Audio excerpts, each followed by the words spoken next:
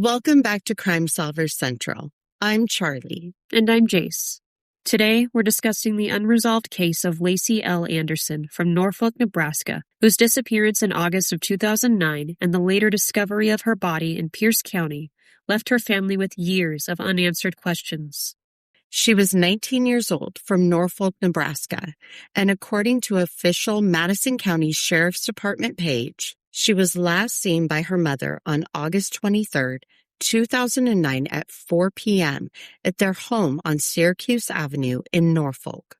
3 days later, on August 26th of 2009, the Norfolk Police Division began investigating her whereabouts. This tells us that this began as a missing person case, and for almost 3 months, Lacey's family did not have the answers that they were desperately searching for. Then on November 14th, 2009, Lacey's body was discovered in Pierce County. The official page says Norfolk Police, the Madison County Sheriff's Department, and the Nebraska State Police were following leads related to the cause of death.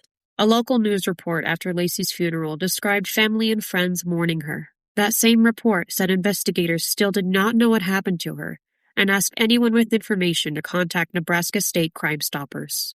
The part that stays with me is that quote from Lacey's mother from the 2009 report. "Someone took my daughter and didn't bring her back." That line really captures the pain and uncertainty this family has lived with. And that's why we're talking about Lacey today. Not because this is an old case, not because it's a mystery for entertainment, but because somebody may still know something. What's the emergency? No problem. All units are by I'm at the corner of Pleasant Hill and John Young Freeway. 1519 East 18.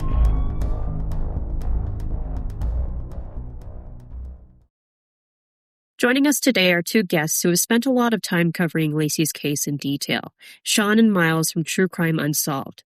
They're a channel on YouTube, and they're on Amazon, Apple Podcasts, Spotify, and Pocket Casts. We will provide links to all of their channels in the video description. Shawn and Miles, thank you so much for joining us today. Thank you for having us. Yeah, absolutely. It's our pleasure to be here. You've both done prior work on this case, including interviews, case breakdowns. From what we've seen, True Crime Unsolved has covered Lacey's story through several angles, including case timelines, family interviews, and discussions of unanswered questions. And we do want to say this up front because Shawn and Miles have already covered this case to an extent. We're going to treat today's episode almost like a guided panel. Charlie and I will walk through the known timeline, and then we'll ask questions that give Shawn and Miles room to explain what they've learned and what they believe still needs clarification, as well as what the public should understand. Before we get into the timeline, we want to talk about Lacey as a person. She wasn't just a case file. She's someone's daughter, sister, friend, classmate. Public memorial information says that Lacey Anderson was born on June 9th of 1990. She graduated from Norfolk High School in 2008 and worked locally while attending school. The local report from her funeral described a packed church with family members talking about her smile, her presence, and the space she left behind. Her sister Felicia was quoted saying, "There will be no more hugs," and her family spoke openly about the pain of not knowing what happened. And that's something that we want to keep returning to in this episode. When a case remains unsolved, families don't just lose a loved one once. They lose them again and again and again every single time that there's no answer, no accountability, and no resolution. So, Shawn, Miles, let's start with the reason that you started, you're reviewing this case in the first place. What is it that drew you to Lacey Anderson's case? Well, we do a lot of research and we do a lot of outreach. And a starting place for us is always, of course, an unsolved case. And we try to, on our channel, profile a mixture of more recent unsolved cases, whether they're, homicides or disappearances, missing persons cases.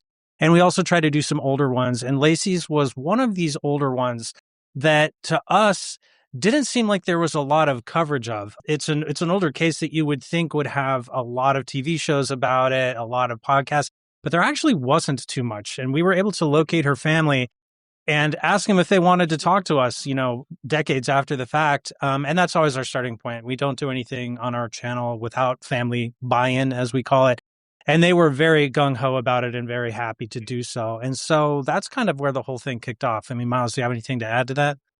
No, I mean, like Shawn said, I would just reiterate just that the family buy-in is really, really important to us. And the fact that they were so passionate about it and they hadn't been given the platform that we felt that they deserved to get the story out there really inspired us to go hard on it. And then so many of them were willing to do these long form interviews that it turned into something really good for us. So before we get into theories or unanswered questions, what are the core confirmed facts that viewers need to understand? Oh, man. Well, the facts, I mean, definitely, look, the facts are out there. I mean, it's a pretty well covered case in sort of the unsolved community online. But I guess the things that have always really stood out for me are how long she was missing before her remains were discovered. I think that's something that's really always stood out because it was like close to 3 months from when the night that Lacey went missing, when her family, reported her missing the next day to when her remains were actually found. And I think also where she went missing compared to where her remains were found is also really, really important. And then I think there's also a lot of circumstances that we can probably get into as we move along that were in Lacey's life at the time of her disappearance that I do think are important. Whether or not we know whether they played a role into what happened to her, I think it is still important for context. Shawn, what do you think? Yeah, I would agree. I think what stands out to me about Lacey's case is that a lot of the facts are the glaring unknowns here. I mean, this was a missing persons case for several months before it became an unsolved homicide. And it's also a case where I think it's important to remember even the homicide part hasn't been confirmed. It's just strongly, strongly, strongly suspected. This is a case where we don't know if she was shot, if she was poisoned, or if she expired. There's the remote possibility that she expired from natural causes. I don't think many people believe that when they look at this story. But to me, the facts are, why was this person found in this strange area deceased so long after her disappearance? How did she wind up there? And why don't we know what led to her death? Unfortunately, her remains were in such a state that, that to me becomes the fact-finding essence of this case. But we could talk about timeline too. There are things that are known facts, right? We know that the last person to see her alive was her mother. We know that she went missing on August 23rd, 2009, and she was found on November 14th, 2009. Beyond that, we don't know much. And thank you for that. That was actually going to be my next question is, for people coming to this case for the very first time, what would be the timeline anchors? So what we know is that the last time that Lacey was seen was by her mother, and that was on August 23rd, 2009. And then we also know that in August 26, 2009, that's when the police actually began investigating her whereabouts. The family actually called it in the next day, but they were told by the cops that they had to wait at least 48 hours before she could be considered a missing person.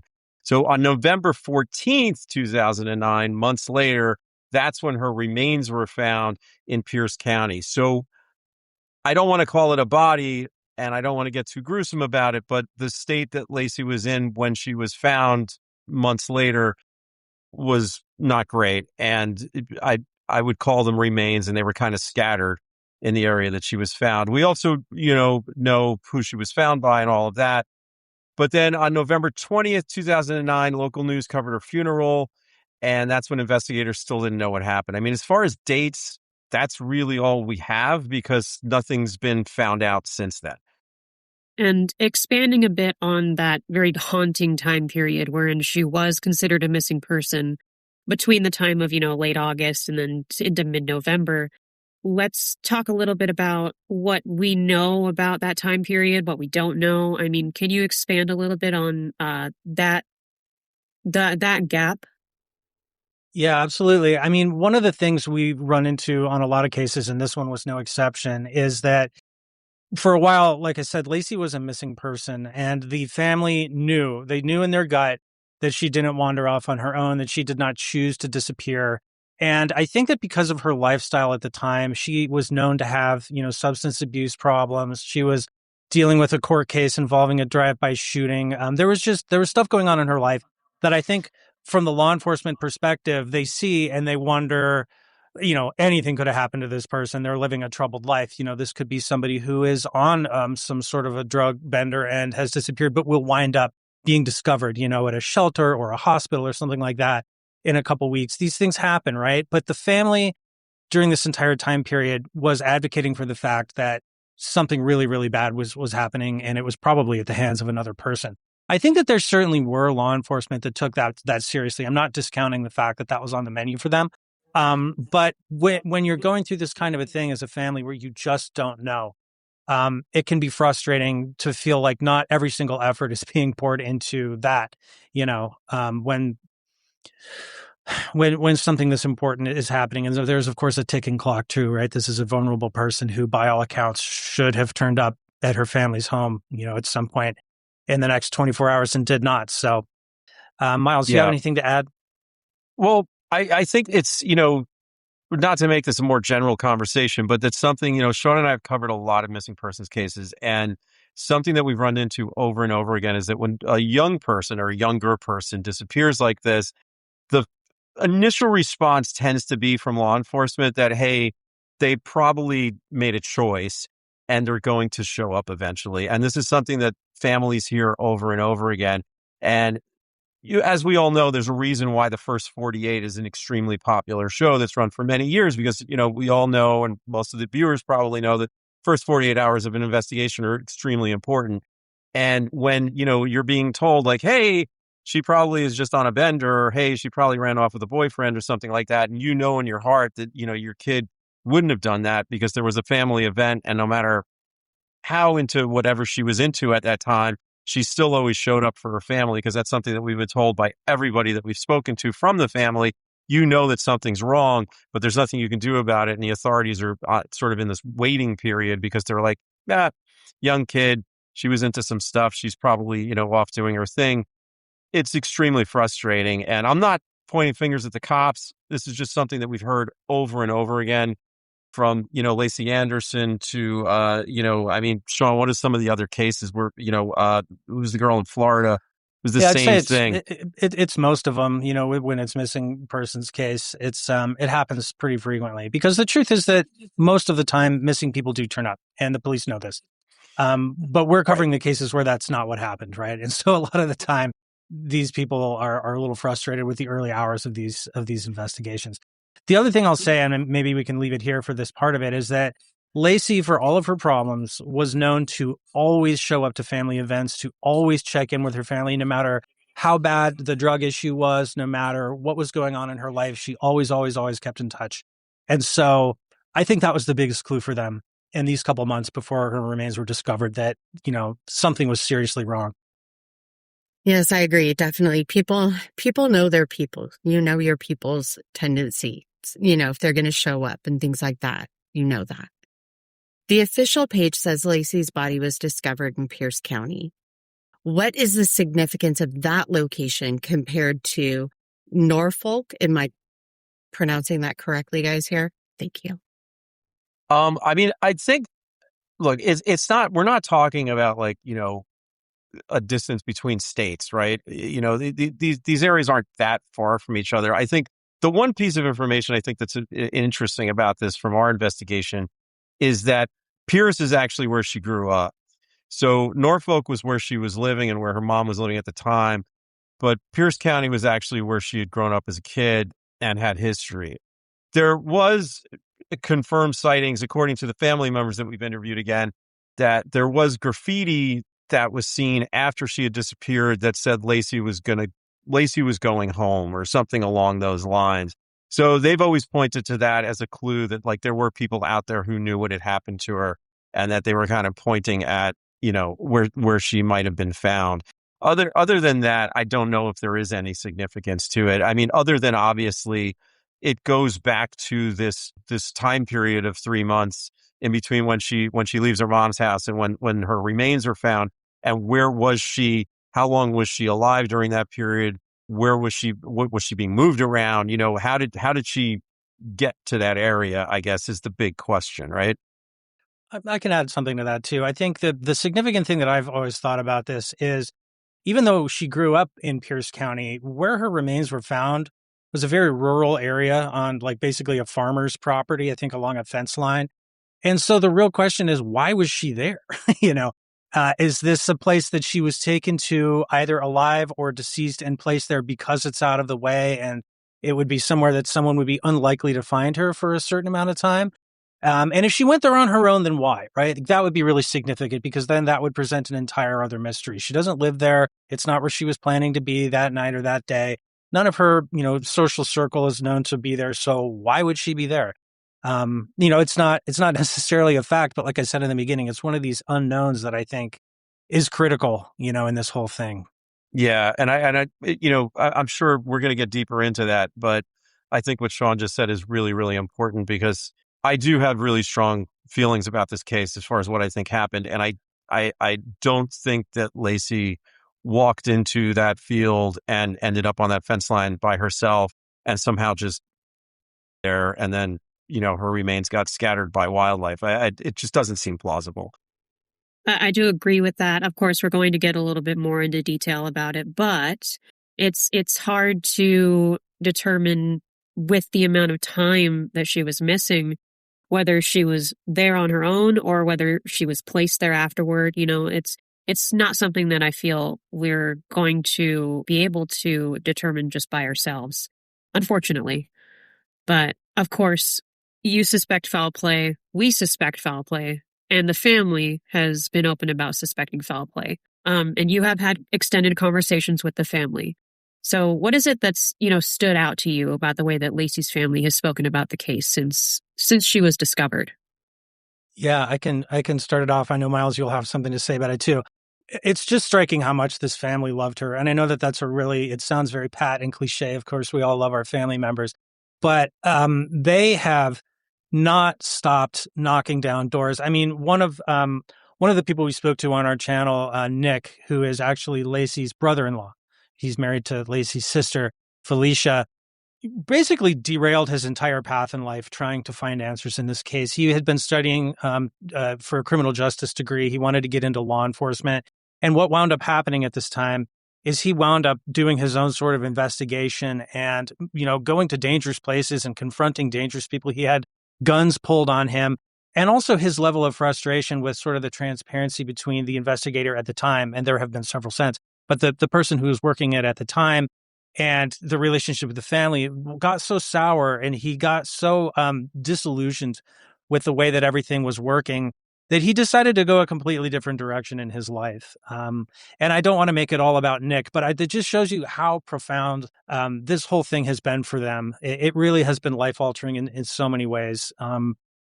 Yeah, I mean, Miles, obviously the family, the mom, the dad, the sister all have their own versions of that story. But that one to me really hit me hard. Yeah. No, Nick, I mean, it's interesting because, I'm sure you guys have had similar experiences where you sort of correspond with people over email, and then, maybe you have an initial kind of pre-interview over the phone, and you have one impression of somebody, and then you get onto a Zoom with them and have eye contact and talk to them for a couple of hours, and it completely changes what you thought. And Nick was just a revelation, I think, to us in a lot of ways, and turned out to be a great resource for us, as we promoted the episodes, and he was just extremely involved. And, he was Lacey's brother-in-law, he wasn't even a blood relative. And he had such a sort of older brother, protective attitude towards her that it was just very impressive. But the one thing that I would say about the family, and this isn't just from us speaking to them, but it's also, from going back and seeing the news coverage and, reading their public statements, they've always been consistent. And I think that's really, really important, because look, families always, sort of want help, and they're always saying we need more help, and why isn't anything happening with the investigation, right? You see that a lot. But I think with Lacey's family, they've always been consistent in their messaging that something happened to her, that somebody did something to her. And there's lots of different theories about what that could be, and there's lots of things that were going on in Lacey's life, obviously, but they've always been consistent that they felt that there was foul play involved, that she didn't end up there on her own. and that there was more to this than just, some sort of accidental death. And I think that's really, really important. Yeah, absolutely. I think you almost answered the next question. Maybe I'll just rephrase it a little bit. I know that, you guys have had several conversations with the family. Has there been anything else that has really stood out and been really impactful to help you gain a better understanding of the situation, who Lacey was herself? Just anything else that really stood out to you about those conversations?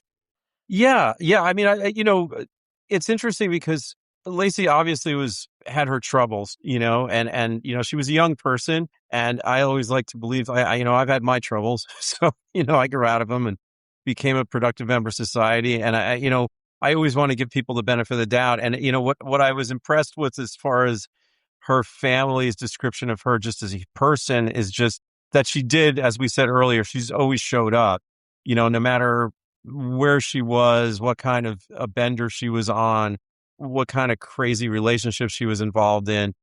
She always showed up for her family, and they always knew where she was. And it wasn't one of those situations where she would use them and, disappear. She was a member of that family. She was a troubled member of that family, but she was a member of that family. And you could see that they all really, really, really loved her. And it had a huge impact on them when this happened. One thing that stuck out to me about Lacey and the way that they talked about her was that it's hard to talk about her without talking about all the troubles that were going on in her life that we've discussed already, but that she seemed to be at a point where things were going to turn around. She, her experience being involved in this drive-by shooting, which we'll probably talk more about later.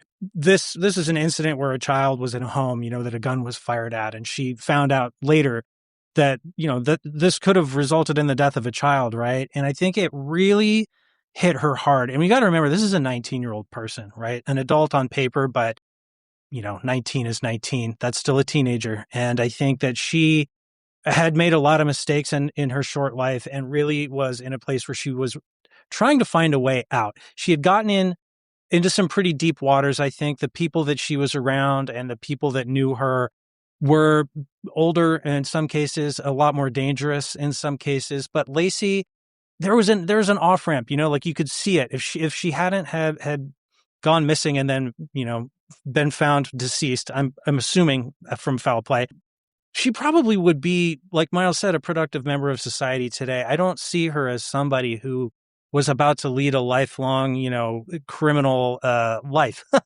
I don't think that was what was in her future. I think she's somebody who made some mistakes early and had the room and had the time and had the temperament to sort it out, right? And she was denied that. Yeah, and just to add to what Shawn just said, it does seem like what she was involved with on a legal level at the time of her disappearance was kind of acting as a wake-up call to her from speaking to her family, and that, it was almost like scared straight. And she had been speaking to the police, and it did seem like she was trying to find a way out of it, or at least cooperate to a point where, find a way through without it, ruining her life forever. And obviously that could possibly be part of why she disappeared. Something I want to pause on is the idea that because a case is from 2009, people may think that the window for answers is closed. But that's not true. Exactly. In many old cases, answers come years later because someone finally talks. Someone remembers something. Technology improves. Relationships change. Or a person who was afraid before finally feels safe enough to come forward. And a tip doesn't have to be a confession. It could be something like, I saw a vehicle. I heard someone say something. Someone acted strange afterward. I know where someone was that weekend. Or I heard a rumor, but I never reported it. And sometimes those fragments can matter. We'd like to play a short clip from the interview that Shawn and Miles did with Lacey's family. So what was it like for you as a parent? Because a lot, obviously a lot of kids, especially at that age, go through a phase and then it ends at some point, right? But it seems like for Lacey, the phase started and kind of just got worse and worse, unless I'm reading the situation wrong. But tell me about like your experience trying to navigate that as her mom. Well, she went to treatment. If I found any paraphernalia on her, she'd get grounded, car taken away, not able to do things with her friends. And then she'd act out on that. Suicide a few times, tried to commit suicide. So then you're scared to actually do anything like punish her because you don't want to take her life. But tough love is if you don't do it, she's going to go down the wrong road anyway.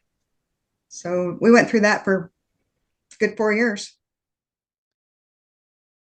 Now, from everything that you've reviewed, what are your biggest unanswered questions? Yeah, I'll jump in there. I feel like I laid some of them out in the beginning, but I think the biggest one here, when I back out and I look at Lacey's story, is every single scenario that people take seriously basically leads back to the fact that it had become public knowledge she was talking to the police about this one particular drive-by shooting incident. But that reputation as someone who was willing to talk to the police about criminal activity changed the way she was perceived by a lot of very dangerous people in that community. And unfortunately for Lacey, she was close with a lot of very dangerous people. And so to me, the biggest unknown is which one of these people, it's almost like a game of Clue. You've got these 9 people in a house littered with candlesticks and rope, but which one of them actually did it? That's how I look at this case. I think there's a lot of intriguing folks on the list. I think there's a lot of intriguing relationships, and all of them have the motive. But what we can't seem to put together is which one and how and why. Like how can we place this person, in other words, in the library with the candlestick to continue down the Clue metaphor? We haven't been able to do that yet. Right. And I think just from a more simplistic sort of like forensic view, the biggest question is what happened to her? Where was Lacey during that missing period, right? From when she was reported missing to when her remains were found, and how did her remains end up in that field on the fence line of that guy's property? That's the big question, because if you could answer that, then you could probably answer what Shawn just positioned, which is who was she with, and how did she end up deceased? Yeah, those are a lot of the same questions that I think we all have as well. And I know that in some, unresolved cases, the very first theory can kind of shape the entire investigation. We talked about it a little bit earlier, how the police, you had said, seemed to assume that it was a voluntary disappearance, that she had run away or that she had wandered off on her own. From your own research, do you think that those early assumptions might have affected Lacey's case, the way that it was handled? 100%. Yeah, I don't think there's any doubt about that, because if the police had immediately gotten involved and started looking for her and knocking on the right doors, knowing the world that Lacey was in, as Shawn had said, the people that she knew, the people that knew her, people that she was involved with, if they had gone to those places and looked for her, then they may well have found her. I'm not saying they would have found her before she had been killed, but they may have caught the people who did it, or they may have found her before she had been. But waiting, I think affected that. Again, I'm not bashing the cops. I think Shawn and I always say that we're friends to the police. We've interviewed tons of cops in our careers, and I call a lot of retired detectives friends because of that. But I do think that hesitation did affect the ability to either stop Lacey from being killed or immediately catch the people who did it. I would also say that, and I think this is important, because Lacey's not the only person out there with a similar lifestyle who's gone missing or been killed.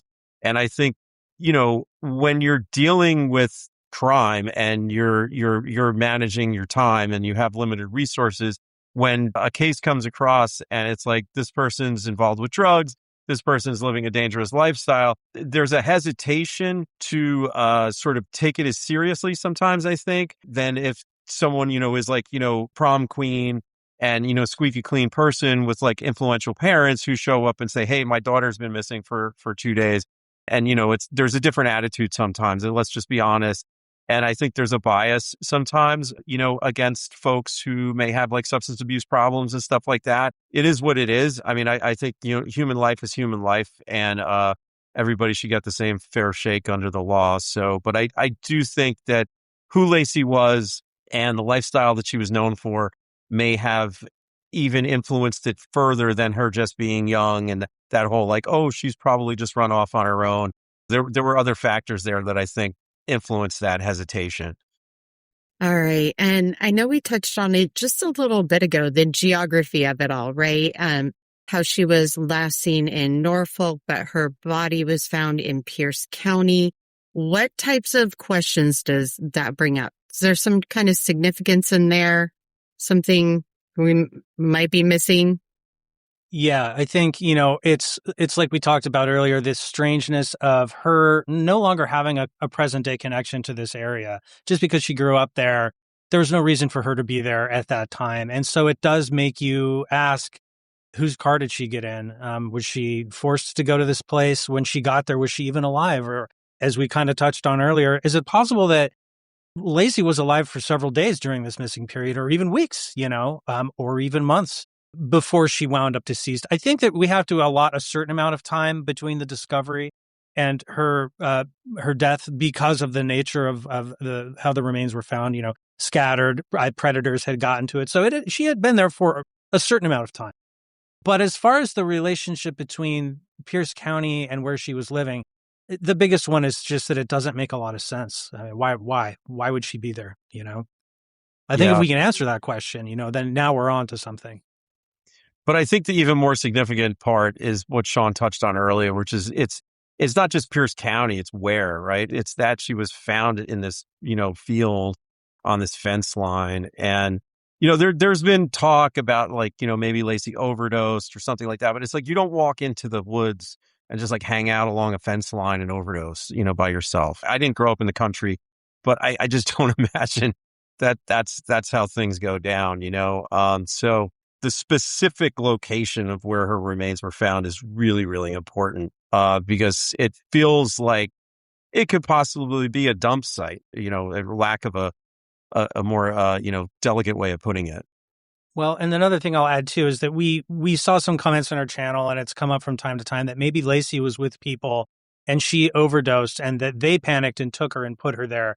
In other words, no real foul play, as no one intended for her to die, but that people didn't want to get in trouble and they moved her body. And my feeling on that has always been, you almost never see that really happen, but you do see a lot of overdose deaths in this country. And most of the time, people don't drive their friends to the woods and leave their body. You do see people drop people off at the hospital or call 911 and then leave, put someone on the front lawn and get out. People do get scared, of course. Maybe there's a house full of drugs. They don't want anyone in a uniform coming there, but they usually find another way to handle it. It would be really surprising to me. It's not impossible, but I think it's improbable to think that somebody would take a friend who was experiencing an overdose and drive them out to a wooded area and just kick them out of the car. On the list of possibilities, sure, nowhere near the top for me.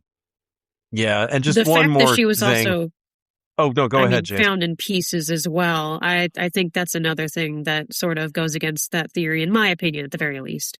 Yeah. Well, I think it comes down to it's very binary for me. Is it an execution site or is it a dump site? Because she was either walked down into that field and something was done to her, or something had already happened to her and that field was a place to kind of like get rid of her body. Now, how important is it, in your opinion, that the nearly 3-month gap between when she was last seen and when her body was found, how important is that gap, in your opinion? I think the most important thing about that gap is that because of the state of her remains, whether they showed up there the day after she disappeared or whether they showed up later, as we've discussed, the decay that had happened, obvious interference by wildlife and predators and the weather itself, it made it impossible to identify any time or cause of death. Looking at the gap, it's really about like the length of time that she had been out there and the lack of forensic evidence because of that, I think is really important. Thank you. Yeah. And backing up a bit, I know that you guys have covered cases before where family members have, information, concerns, their own opinions, memories that, may not appear or be available in official documents.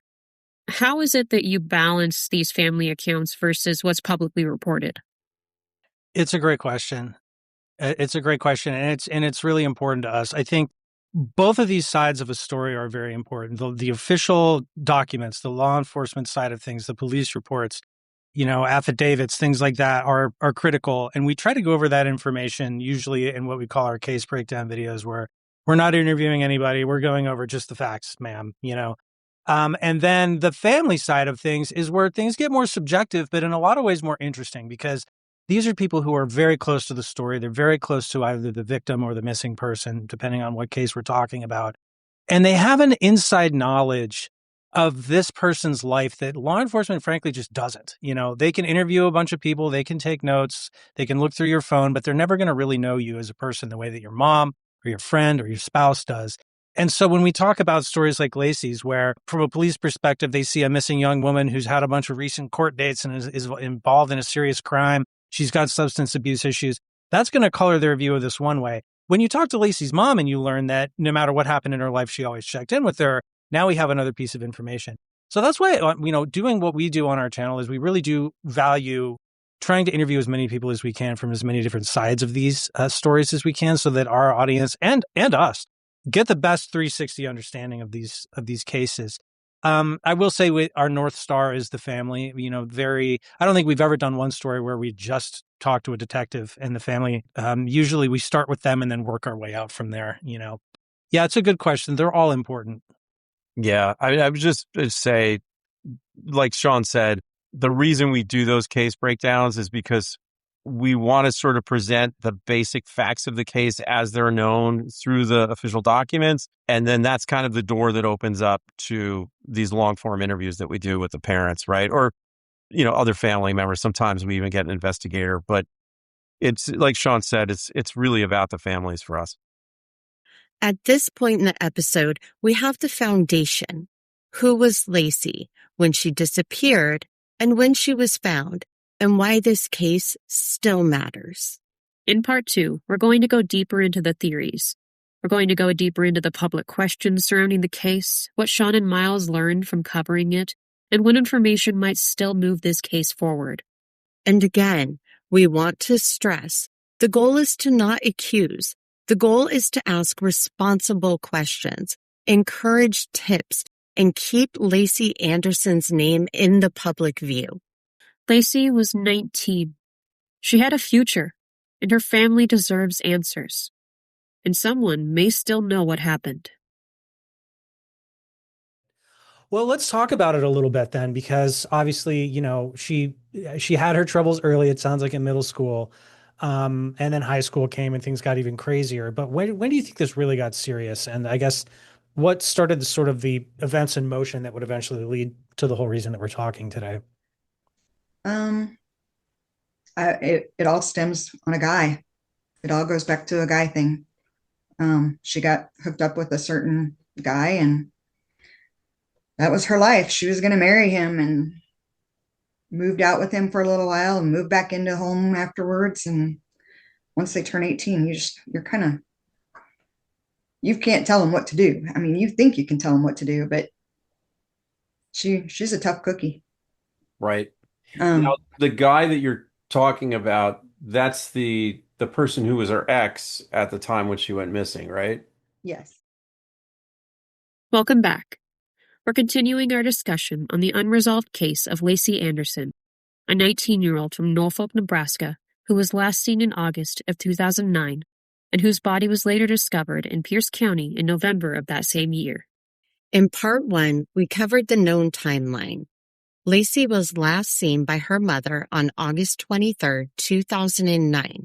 Norfolk Police began investigating her whereabouts on August 26, and her body was discovered in Pierce County on November 14, 2009, according to the Madison County Sheriff's Department.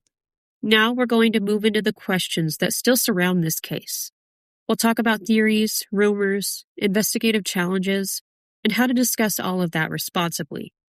And again, we're joined by Shawn and Miles from True Crime Unsolved, who have previously covered Lacey's case through timeline breakdowns, family-focused episodes, and theory discussions. Podcast listings of their work describe episodes focused on chronology of Lacey's disappearance, discovery of her remains, family interviews, and the most widely discussed theories around the case. So, Shawn and Miles, when people talk about this case, what are some of the main theories that tend to pop up? Oh man, I I'll give it. mean, I'll give 1 or 2 miles and toss it to you. I'll say there's a lot of them, but they all center around the idea that Lacey had been publicly identified as someone who was cooperating with the police. We've heard from so many people during our coverage. I mean, it really blew our minds. We got emails, phone calls, texts from it felt like everybody in that county, basically. At some point. Can I talk about the newspaper? Yeah, go ahead. Tell us. So many people told us that Lacey had been outed as an official informant by a local newspaper. And we kind of we took it for what was said and we basically put it out there. And then the newspaper actually got in touch with us and kind of called us on it, which was, it was a good lesson for Shawn and myself because, you guys probably know some of our background. Like we've done a lot of TV and everything's vetted and we're usually like lawyers watching everything. And we kind of didn't do it to ourselves to the degree that we usually would. And, we looked into it and people sent us articles and they were like, here it is. And we went through everything and it was like, well, it said that she had spoken to the police, but it didn't name her as an official informant. And a lot of people were pointing fingers and saying that this newspaper had actually outed Lacey and that was why she had been killed, because it was basically she had been outed as a rat by this official publication that everyone in this, small rural area read. So that was kind of an interesting lesson for us in, theories that are out there and sort of vetting them, and making sure that we do our homework. We actually, put out a kind of retraction. And I think, Shawn, we got some comments of people calling us soft and that we were kowtowing to the man on that. But we try to stick to the facts. Every theory around Lacey sort of tends, as Shawn said, to revolve around this drive-by that she was involved with, these charges that she was facing. I think we can say the boyfriend that she had been involved with, who was also involved in that shooting, was actually locked up at the time that Lacey disappeared. And he was locked up on the charges that Lacey was also going to be facing. As there's all sort of theories around him. There's all sort of theories around an ex-boyfriend. There's also theories around cartel interests that actually operate in this area. And the fact that, just because people thought that she had been talking, she needed to be silenced. Everything seems to sort of circle around the drug world and what Lacey was involved with in that world. Yeah, and I should clarify, her current boyfriend was not the one that was in jail at the time for the drive-by. That was the ex, and then the current one was also involved in the drug trade and has since faced charges for that stuff, and I think has done some time as well. And so you can just see that, those are the first two obvious people that were looked at, not only by the police, but also by the family and everybody who really worked to get some answers here in the early days. Because not only are they the spouses, ex and current, but they're also involved in this dangerous, criminal sort of lifestyle. And it just was an obvious place to look. Interestingly, though, nothing has ever stuck in those directions. And as time has gone on, although both of those gentlemen sort of remain under scrutiny, other things have come out, right? Like the family received a couple of recordings from somebody that they shared with us and we reviewed, and we decided ultimately not to put on our channel because we felt it would endanger the person who made these recordings. But, this is recordings of somebody completely unconnected to those two guys talking about being there the night that Lacey was, and that it was actually someone else and she knows who it was. And it was still because they perceived her to be someone who cooperated with police, and she was dangerous to have around the social group because the social group revolved around selling drugs, and we can't have that here or we're all going to get in trouble. So whether or not there's any validity to those tapes, I know they were given to the police. The police have looked into it. And I think that happened at the end of 2024. And here we are a year and a half later, and we actually don't know what's happening with that. They could still be working that. It could have led to a dead end. It's sort of opaque. We're not sure, but it just goes to show you how many people around Lacey there were as potential suspects, and therefore those are your potential theories, right? And it could be that there are still ones yet to be discovered. I wouldn't be surprised if there were, because the web goes deep. And then without going really crazy, I mean, we got a lot of information too about countywide corruption and public officials cooperating with the cartel and things that are like kind of really wild and speculative. And we have been very careful about discussing that because obviously that's, now we're in another level of theorizing, right? But I would be remiss to say that we didn't get dozens and dozens of emails and phone calls and comments from people about that angle, which may say just more about the public trust in Madison County than Lacey's case in particular, right? I don't know that they actually connect, but it's fair to say people certainly are suspicious that they might. But there is other coverage on that, right? So, we also got sent like in-depth articles that have been written about this corruption or possible corruption and names named. And, we could certainly share some of that with you guys. But it does seem whenever we do a case that has a lot of questions around it like this, that's in a small rural area that has certain issues around it, we get a big response from the locals, and 9 times out of 10, people are claiming corruption on the part of either officials or the police themselves or some combination of it.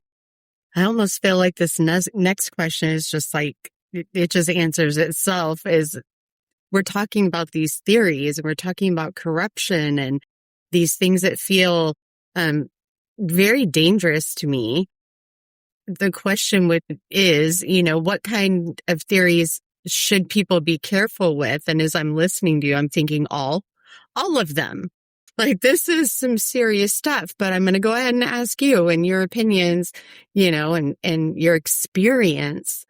What kinds of theories should people be careful with?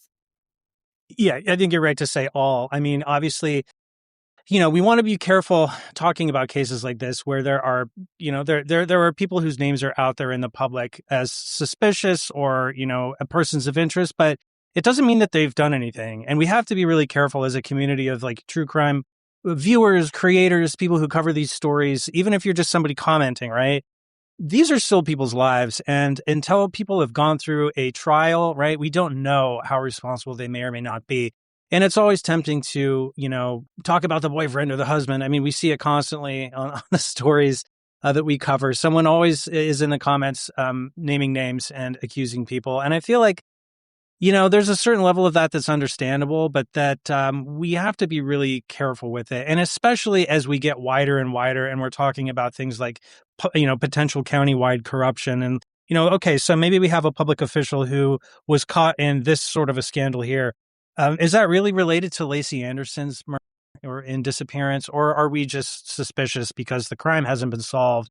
Here's a public official who's had some trouble. Maybe there's a conspiracy. Maybe there is, but I think that there's a lot of proving you have to do to get from A to B there, if that makes sense.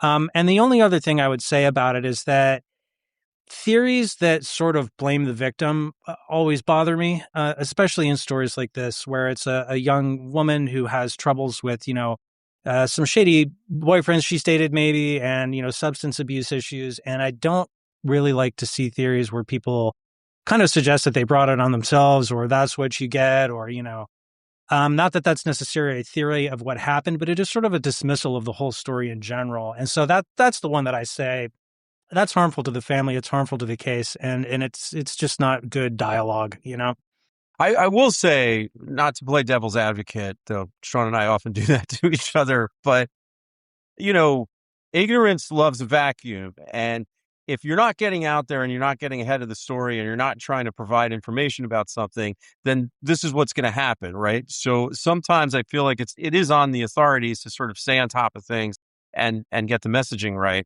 And I don't know that that's actually happened in Lacey's case. And because of that, there's wild speculation about not just the people that she was involved with, but also the police themselves, certain county officials who have some strange stuff around them. And, that's what's going to happen if you don't get out there and sort of, try to steer things in the right direction. I completely agree. I mean, the fewer known facts, I feel, the more room there is to stir the rumor mill, and I think that's what happens a lot with online theories and debates about cases like this. I think that to your point of some of the insensitive theories as well, there may be merit But I think that it's more important to focus on not only the facts, but also the feelings of the living family members and, going over these theories about how it may have been her fault. I also agree that I don't think that's very productive. And I know that, some online summaries and reporting have talked about Lacey's mother. You guys have spoken about her as well. She believed that not only was there foul play involved, but that Lacey may have been in fear of her life. How do you think that sort of information should be handled in regards to the case?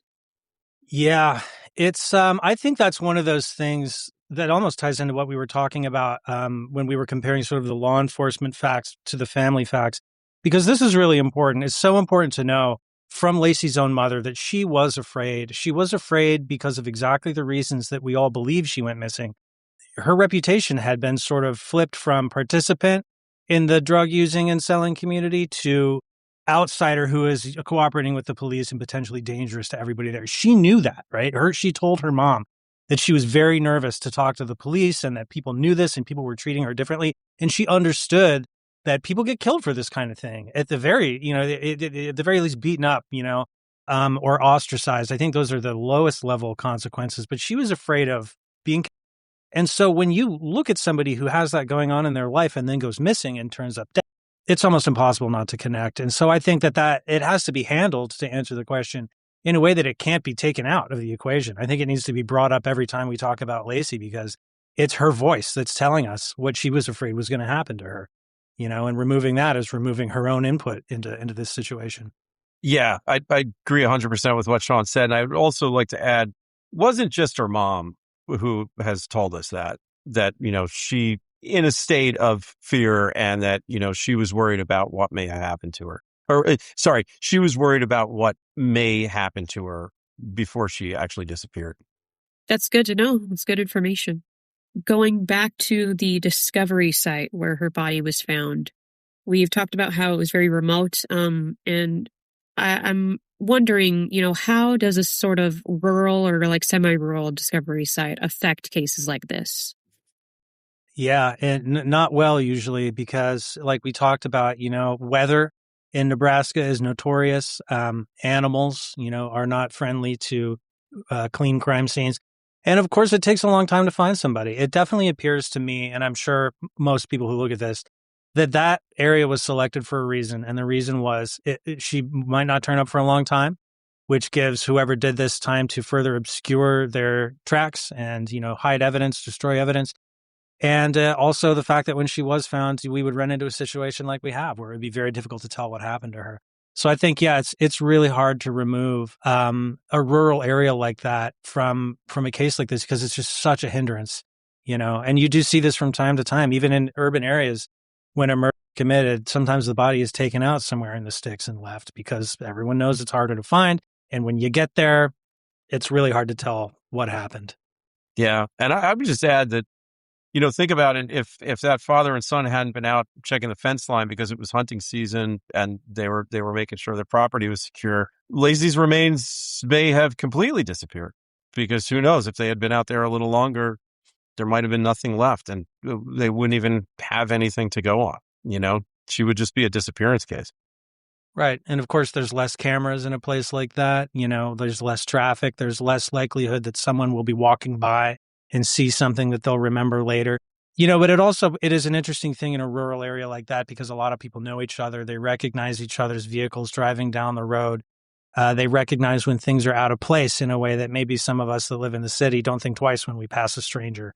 There you might. And so it also it makes you think maybe the people responsible for this are known in that community and can move around it with impunity because people are used to seeing them. This might be a killer hiding in plain sight type of situation here. Absolutely. And naturally you think, did she go there willingly? Did she go there unwillingly, like we touched on before? And how should we think about that? It does seem like a very odd location for her to be. Yeah, I mean, again, I think I said this earlier, but to me, that location is either an execution site or a dump site. It doesn't feel like a let's go out into the woods and party area, especially because they weren't even found it's like they were on somebody's property line, like along, a fence. Like it wasn't like some like known hangout spot where the rural kids go, and it's, there's like rocks with graffiti on them and there's beer cans. That's not where she was found. It wasn't like the local watering hole or whatever. It was an odd place, and it wasn't somewhere where someone was just hanging out. I mean, and look, I could be wrong. I'm editorializing a little bit, but that's just my feeling about it. Well, I'll say too, if it is a dump site, which my suspicion kind of is that it probably is rather than the actual site of the murder, although it could be, it makes it that much harder because now you have one more level removed of what happened to this poor young woman. If she was killed there's a much higher potential for, bullet casings, footprints, even just positioning of her clothing, her body, any of that starts to become more important. If she was somewhere else and then just transported there and left, it makes it almost impossible to find out what happened. Once you filter through the animal predation, the weather, the time, the scattering of her remains, and then it didn't even happen there. I mean, how, you tell me, how would you ever figure that out? And so I have a nasty feeling that whatever happened to Lacey happened somewhere else, and she was taken there because they didn't want the body to be found, Now, that's my personal opinion. Obviously, that's complete speculation on my part, but it just seems that way to me. I have a gut feeling about that when you look at the facts that it was probably a dump. Oh, so for somebody watching who may have information, what kind of information would actually be helpful? Anything. I mean, I think a lot of times people don't realize that they saw something that mattered. Something that maybe wasn't suspicious to them at the time, but looking back on it, that girl seemed like she didn't necessarily want to get in that car with those guys, but they seemed to all know each other. So it didn't seem like a big deal to me at the time, you never know. So I think if anyone did see anything, and I do believe that multiple people probably have some idea of something around that night, or well, not to say that I know the night that whatever happened to Lacey happened, but I don't think any piece of information is too small in a case like this. I would agree. And I think a lot of people are out there that probably have heard things about this case that are important and they haven't come forward, either because they don't realize that what they've heard or seen was important, but also I think there's a lot of fear. I mean, we got a lot of private communications from people scared out of their minds to talk about this case because they know something. They knew people. I mean, we got a lot of unverifiable stuff in that direction. And all we could tell people is please contact the authorities. Like Miles and I are here to platform stories, but we are not a tip line.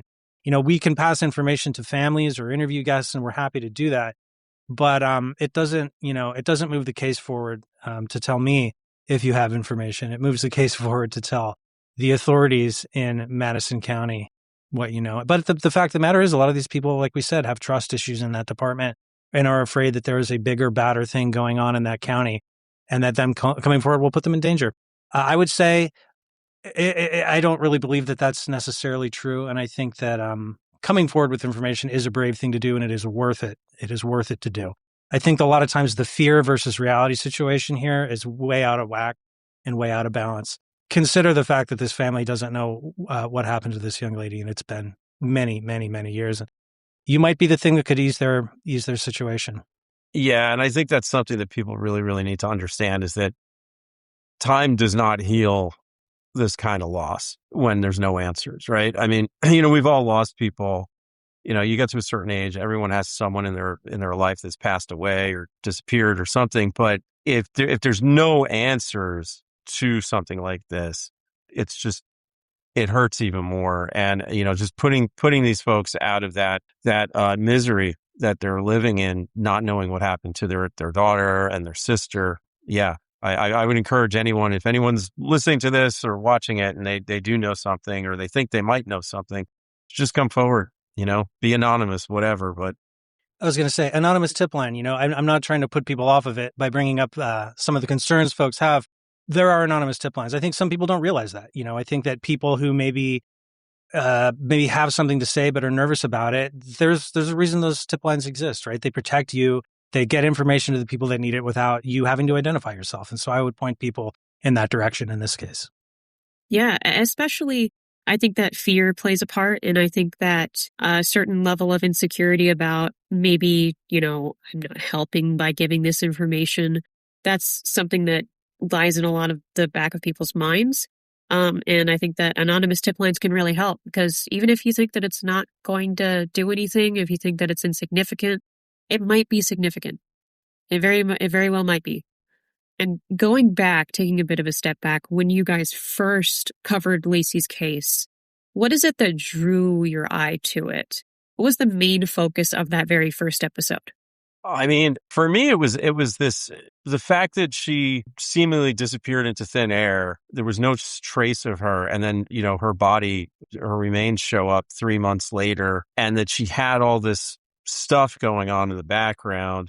Those things combined, as Shawn described it, like the game of Clue, where there were so many sort of players on the chessboard, right? And, there she is seemingly, disappearing and then showing up dead. It's a really, really intriguing case. I mean, look, we do this mainly to, sort of amplify these family stories and give them a platform. But obviously, there's an interest in this kind of stuff and just understanding human nature. And I think there's so many things at play in this story. Like Shawn was saying earlier, the fact that it did seem like Lacey was at a turning point in her life. These charges that she was facing were really making her really reevaluate things according to her family, and that it seemed like if she had gotten through it and come out the other side, she might have been in a different place and actually changed things. And she was at this crossroads, and instead she ended up dead field. It's incredibly compelling, and for us, it's the family, right? It's always the family. And as soon as we started talking to them, and I think, Shawn, you would agree with this, as soon as we started speaking with them, we got so pulled in by their grief and their passion and their desire to get answers that, there was no way we couldn't cover it.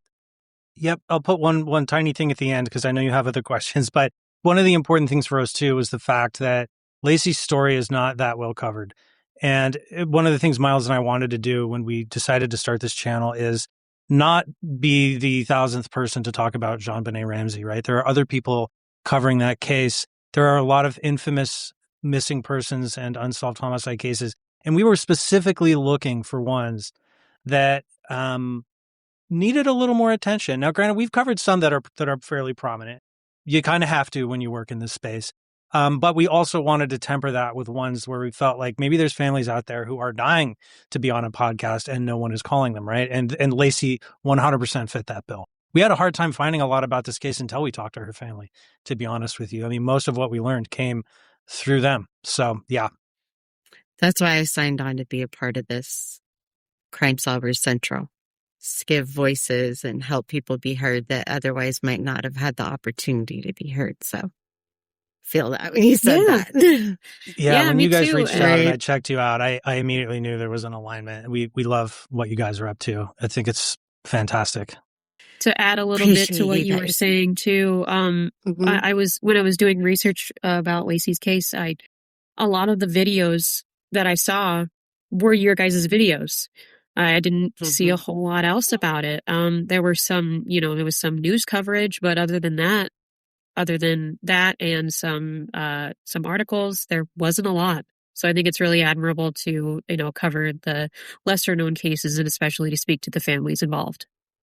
That's really gratifying to hear, Jace. Thank you. Because, obviously, Shawn and I always say we're like a young channel, right? We've only been online for 9 months. And the fact that we even came up in a search engine is nice to hear, And it's interesting because Lacey's case actually did really well for us. I think it was Shawn, it was our first video that hit 120,000 views, right? On the case breakdown. So there was definitely an interest in it, which just shows you that, there are other cases out there that could be elevated if people were willing to kind of look around and, go beyond the ones that everyone knows are safe, right? Yes, 100%. After your episode aired, did viewers leave questions, or maybe even viewers that knew her leave memories or possible information that changed how you thought about this case? Oh, yeah. I think almost to what we were just talking about, this is the case for Miles and I that actually made us realize kind of the reach that you can have with a podcast or a YouTube channel, because you make these things and you put them out into the ether and then it's just numbers, right? Oh, this many people watched it, but it doesn't feel real. This is the case that felt real because we heard from so many locals in this area. It felt like the whole town watched these episodes, which was very bizarre for us, right? Because we don't live there, we're not connected to this area at all beyond just telling this story. But the amount of people that reached out and said that they knew Lacey, that they remembered her, either they went to high school with her or they remember this story, they maybe had information. It was mind blowing, right, Miles? I mean, like he said, right up to the newspaper contacting us to say, hey, we never wrote an article calling her an informant. Fair.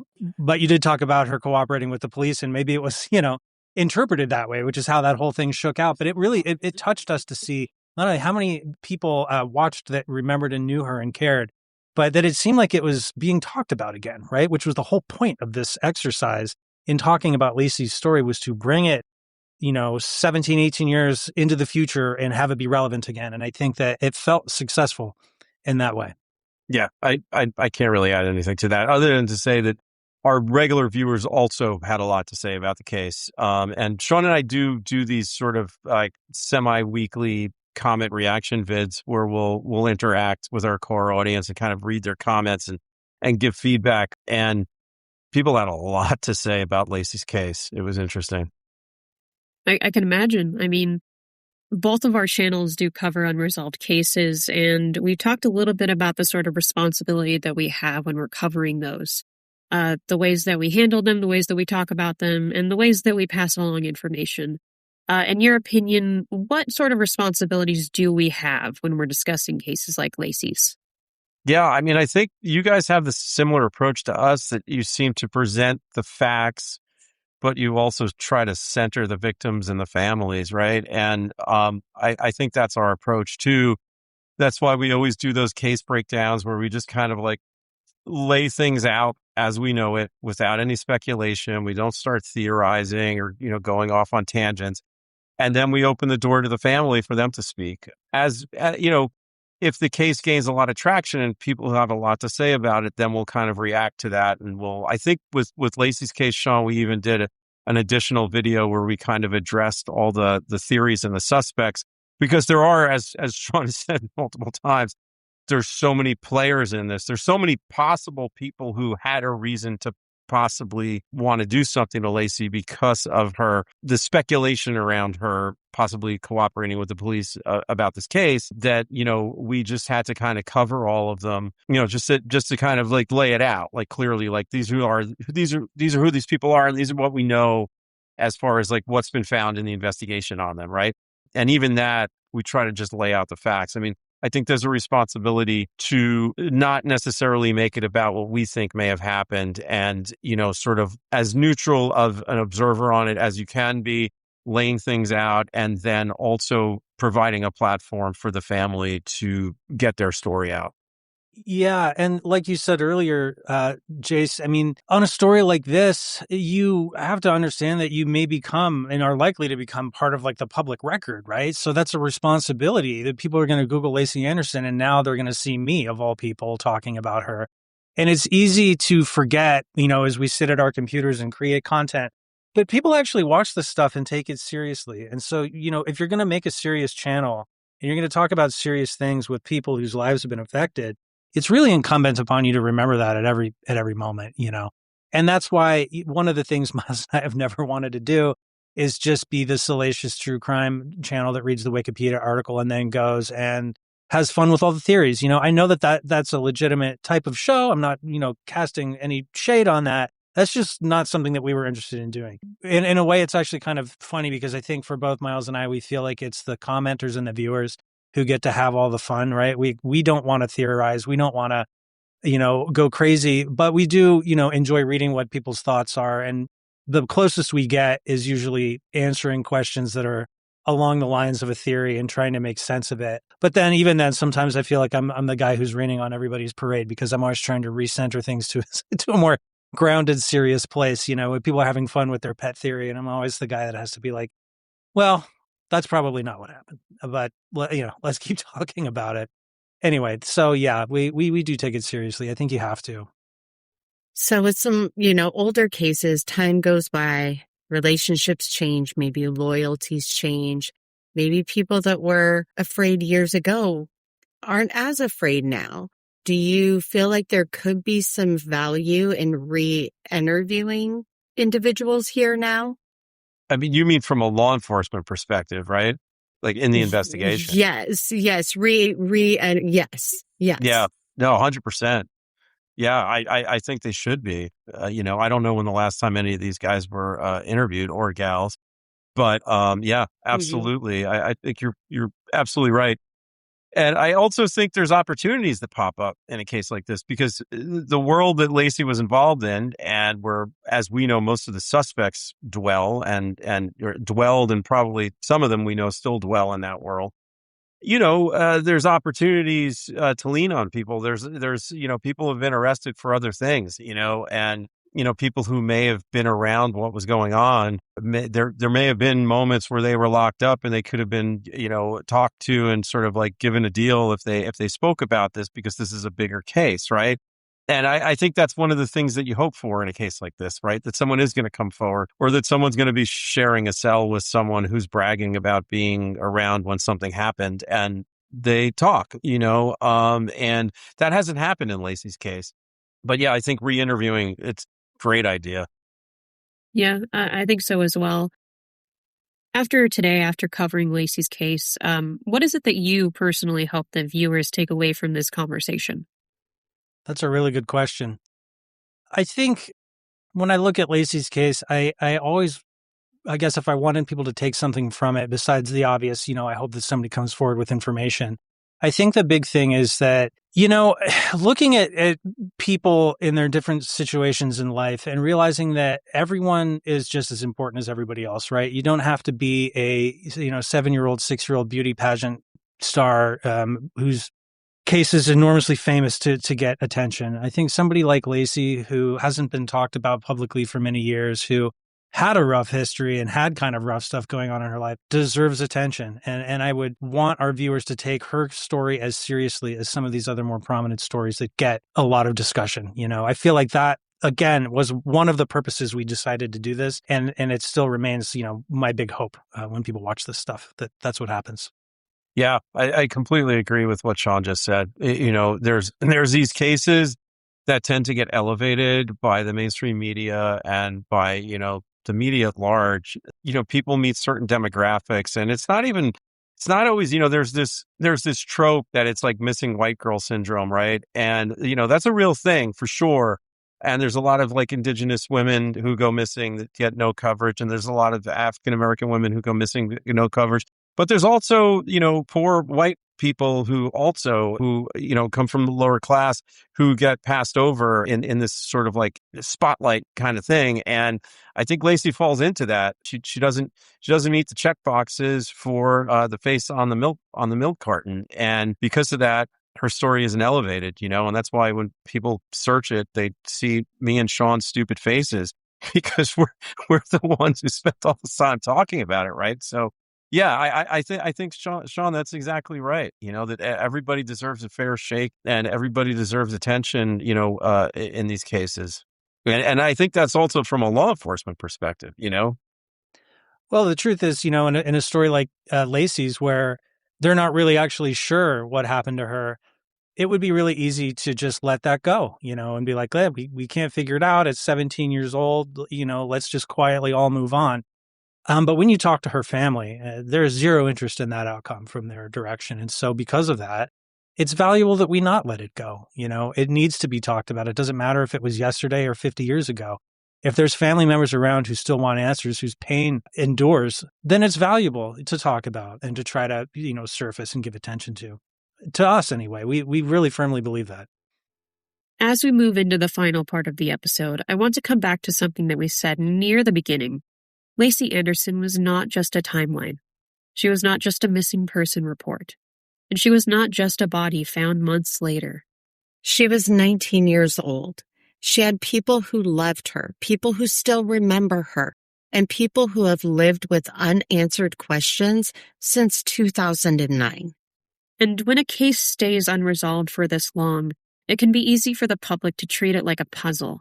But for Lacey's family, this is not a puzzle. This is their life. Every anniversary, every birthday, every holiday, every new article, every new podcast or video, it brings the case back.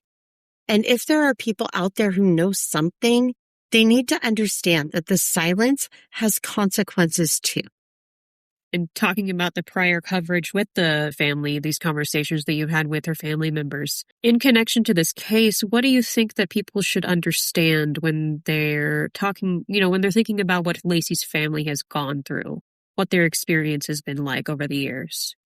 I mean, wow. That's such a great question, and it's subtly complex. I think every family is sort of its own little universe, and you interview these people, and you see such a wide variance of reactions and survival techniques. And sometimes people create nonprofits, and they start doing amazing things. People join up with Crime Stoppers and become Bob Nelly, who just passed away, was Liz Barraza's dad, who we became pretty friendly with because he was one of the first cases we ever covered, his daughter's death. He became like a mentor to other families who had lost a loved one and, taught them how to speak to cops, right? And, with Lacey's family, I mean, it goes everywhere from like the brother-in-law, Nick, who Shawn was talking about, who had this dream of becoming a law enforcement officer. And after like involving himself in this investigation, got so turned off that he completely changed his career trajectory, to her mom, who, is just living in a pool of grief with no answers. It's a wide gamut, I think it's affected relationships within this family. I think it's made it's made them difficult for them to kind of have this closer relationship as they did before, not because of tension, but because they remind each other too much of Lacey. And there's, I think her sister talked to us about that, if I remember right, that her and her mom aren't as close because it's just too difficult, so it's got, I know it's a cliche, but it's that ripple effect that you hear about where the rock goes in the water and it spreads, and, one person disappears and it affects so many people. One thing that stuck out to me that I'll add on there is when we interviewed Lacey's dad, Mike, he had this really emotional moment in his interview where he talked about the fact that he had been in trouble when he was younger, kind of like Lacey was. And there came, a time when he was sort of presented with the choice on whether or not to cooperate with police in something that was very serious. He chose not to. He did time instead. And Lacey talked to him when she was in her situation, and he told her, like a good dad, you should do the right thing here. You should tell them what happened and help make this situation right. And the amount of conflicted, I guess, regret and he told her that, and then this is what happened. You know what I mean? And he knows that. And it's not his fault, certainly, but he wonders, about, should I have told my kid to do the right thing? And that is the kind of thing I don't think people understand, what these families go through. Little conversations, little moments, little the last time I spoke to them, the last thing I said, did I have any part to play? Of course, Mike doesn't have a part to play in this. Mike did the right thing. He's a good dad.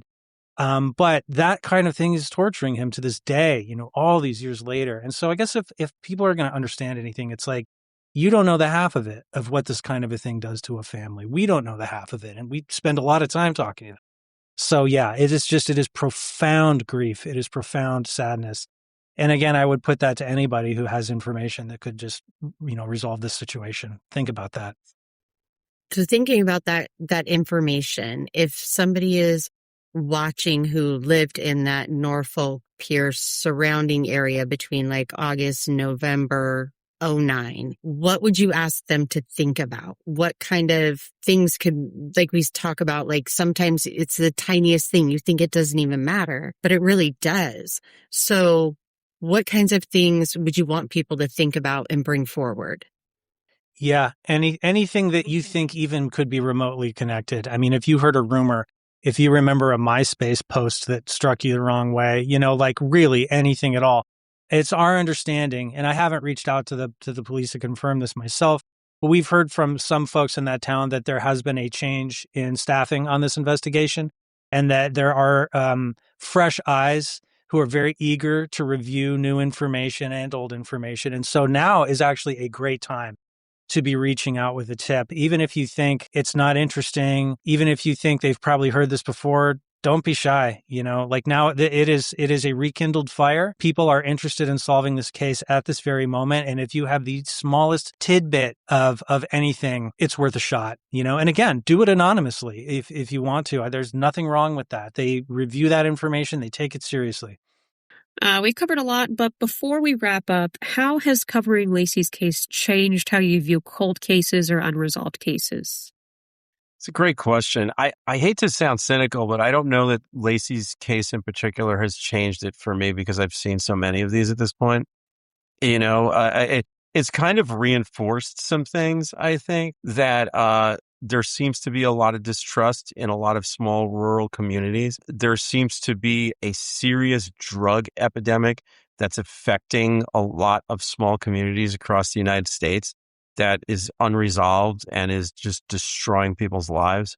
That's something that I've taken away from a bunch of these kinds of cases that we've covered. But I think at the end of the day, I think it's just important to remember that these cases they're not cold, to the families. The families are living within this reality.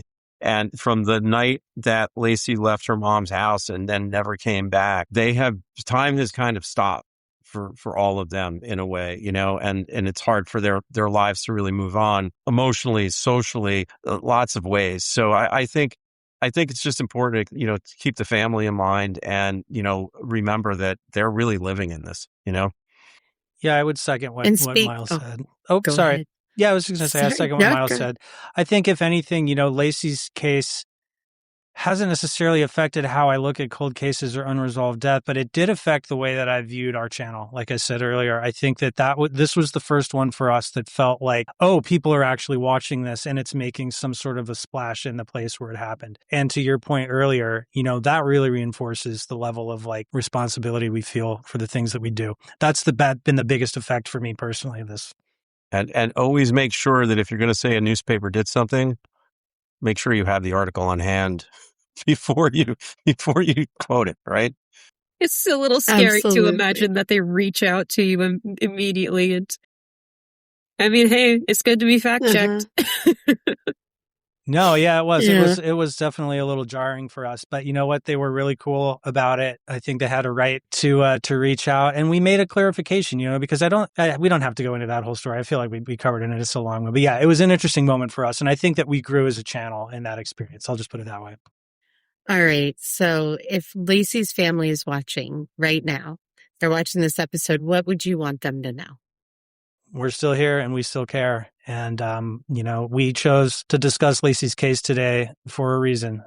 You made a big impact on us. All the families we work with matter tremendously to Miles and I should say. But yeah, I think that this is an example of not letting things go, even if they're old, even if they're underreported.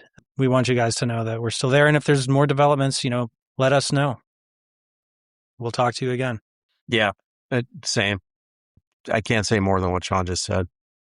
Well, Shawn, Miles, where can people find your prior coverage of Lacey Anderson's case and your other work?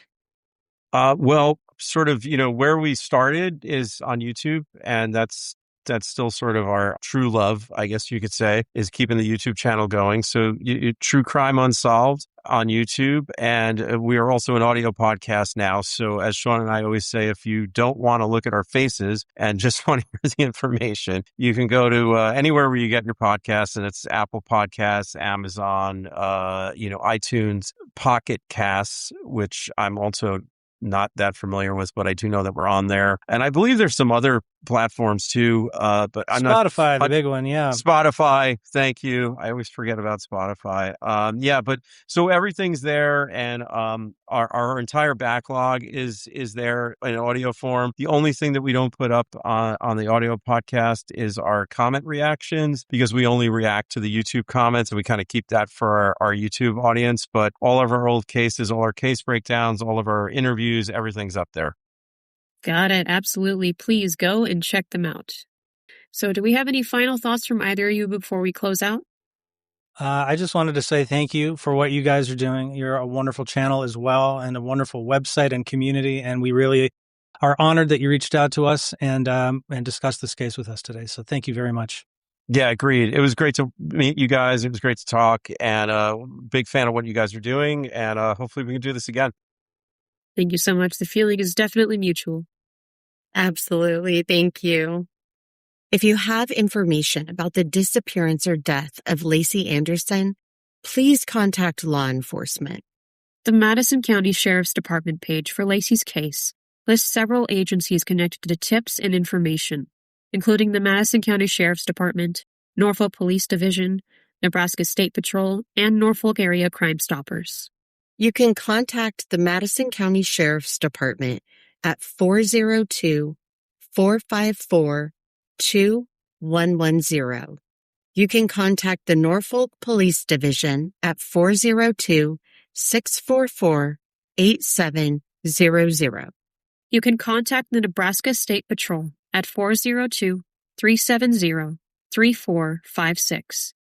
And you can contact the Norfolk Area Crime Stoppers at 402-371-1000. Even if you're not sure if what you know matters, please report it. Let the investigators decide. And if you have documents, source material, corrections, or information that you want to share with our team, you can provide information at crimesolverscentral.com through our website. We are not law enforcement, but we can help keep attention on the case and direct people toward official reporting channels. To Shawn and Miles from True Crime Unsolved, thank you both for joining us and for the work you've already done covering Lacey's case. Thank you so much for having us. Yeah, thanks, guys. Thanks for having us. And to Lacey's family, her friends, and everybody who carries her memory, we are so sorry for your loss, and we hope that answers come soon. Lacey Anderson was 19 years old. She mattered. Her life mattered. And the truth still matters. If you found this episode helpful, please share it, especially with the people of Norfolk, Pierce County, or Northeast Nebraska in 2009. Someone may know something. Someone may remember something. And one conversation could make the difference. I'm Jace. And I'm Charlie. This is Crime Solvers Central. Thank you for watching. And please help us keep Lacey Anderson's case alive. Until next time, stay safe, stay curious, and stay loud.